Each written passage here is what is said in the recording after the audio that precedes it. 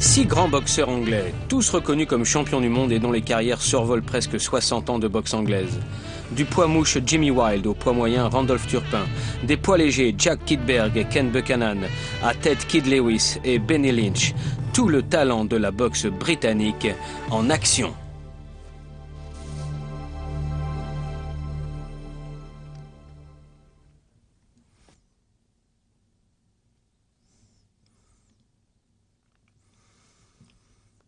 Jimmy Wilde rencontre Joe Simons pour ce qui fut reconnu comme le combat mondial poids-mouche, Londres, le 14 février 1916. Plus tôt dans la journée, lors de la pesée, Jimmy fait le spectacle devant un large public.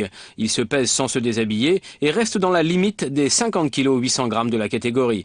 Et là, dans ce qu'on pourrait appeler « si tu le fais, je peux mieux faire », Joe Simons tente la même chose. Un moment de suspense s'installe alors que les officiels vérifient la balance qui dépasse juste la limite de poids. Alors il faut retirer la chemise, le pantalon et remonter sur la balance.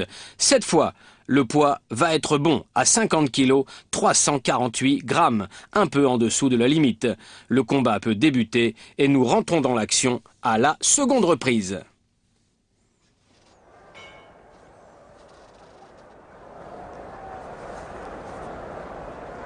The Devon Fighting Machine, voilà comment on surnomme Joe Simons.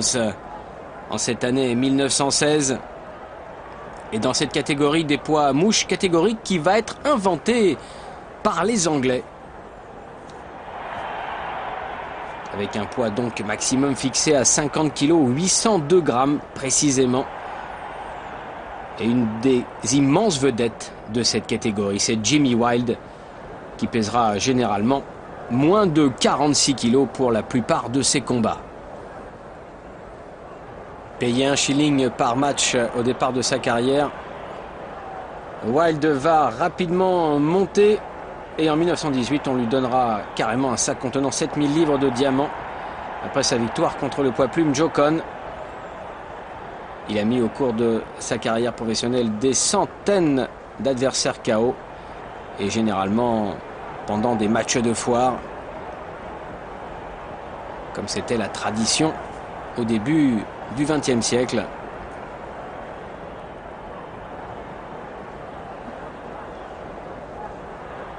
Des longues attaques avec très peu de garde et de protection.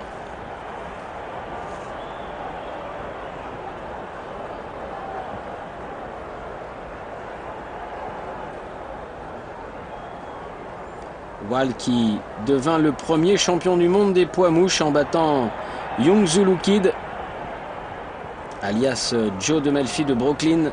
C'était en 12 rounds au Holborn Stadium en 1916.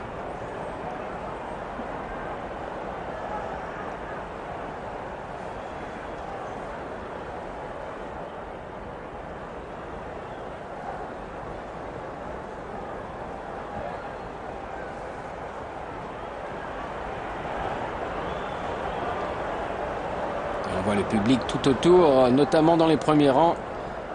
Les membres des clubs anglais. On est très sage.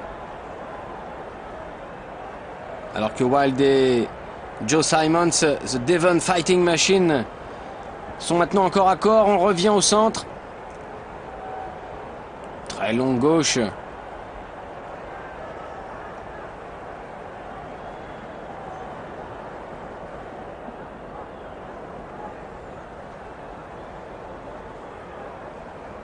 Encore une fois, corps à corps.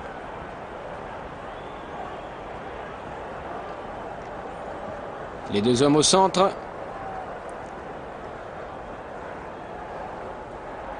Et c'est la fin du deuxième round.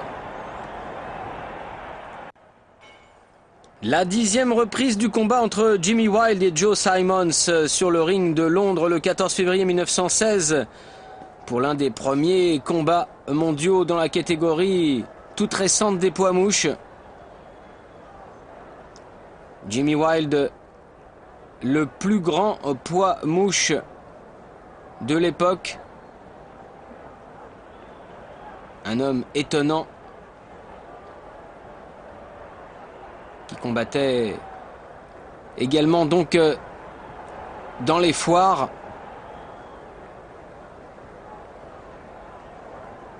Et qui sur ce ring est en train de prendre le meilleur sur Joe Simons.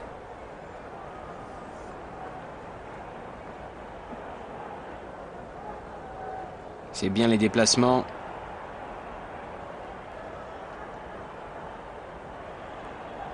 Même si on est loin évidemment des techniques modernes.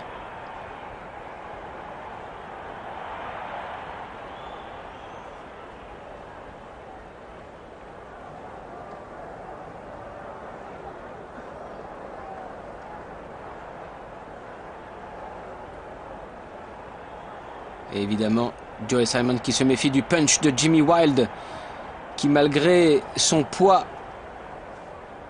très faible, avait une redoutable puissance. Attention là.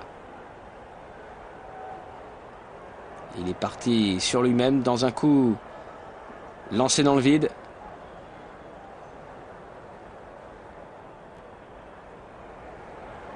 Alors que Wilde continue son travail de destruction.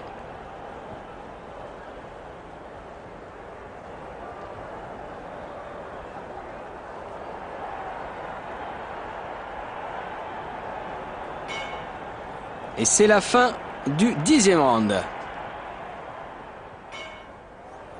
12e reprise. Wilde qui prend le centre.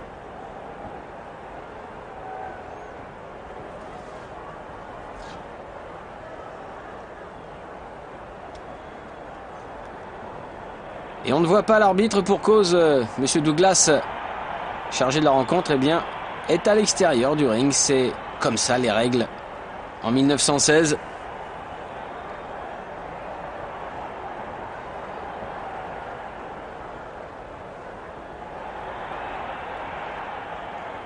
Wilde qui appuie de plus en plus ses coups alors que Joe Simons ressent maintenant la frappe à pleine puissance.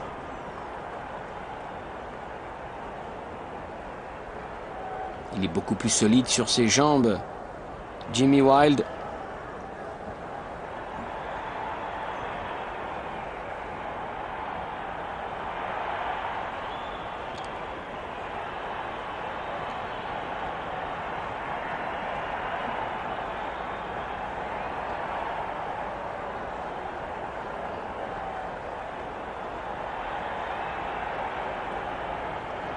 Et le combat qui s'accélère maintenant. Les coups de Wilde sont plus précis.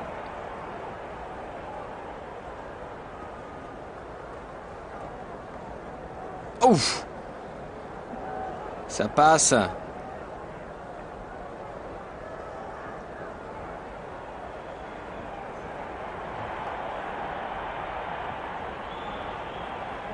Les attaques un peu désespérées de Joe Simons, qui ne parvient pas à faire la différence et à rattraper tous les points perdus. Jimmy Wilde, qui c'est lui qui le dit à cette époque, très bien préparé pour ce combat mondial.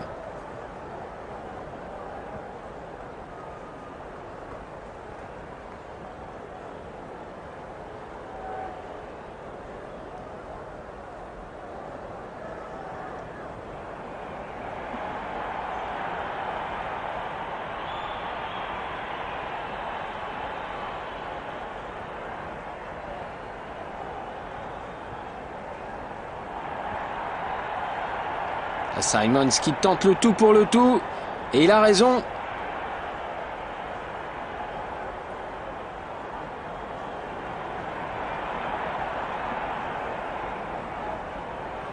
Toujours de l'incertitude dans cette 12e reprise.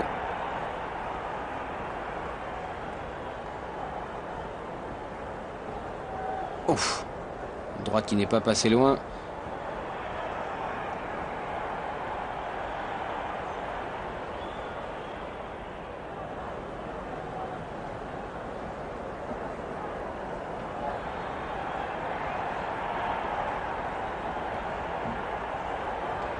Elle recherche l'angle d'attaque.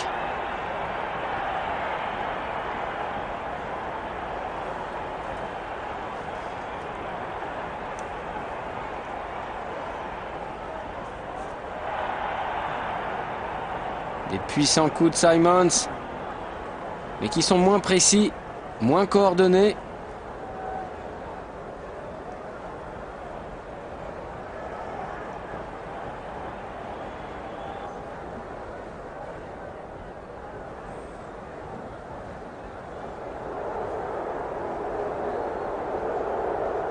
Il est dans les cordes, Joe Simons, alors que maintenant Jimmy Wilde accélère et passe toutes les séries. Oh, Joe Simons qui n'a pas de garde et qui s'écroule. Il est en train de tomber. Ça y est, il a le buste cassé en deux. C'est terminé. C'est terminé, regardez-le, il essaye de revenir, mais l'arbitre est intervenu. C'est fini et la victoire revient à Jimmy Wilde. Jimmy Wilde, un des plus grands champions que la Grande-Bretagne ait connu. Jimmy Wilde qui, en 15 ans de carrière, ne perdra que 4 combats.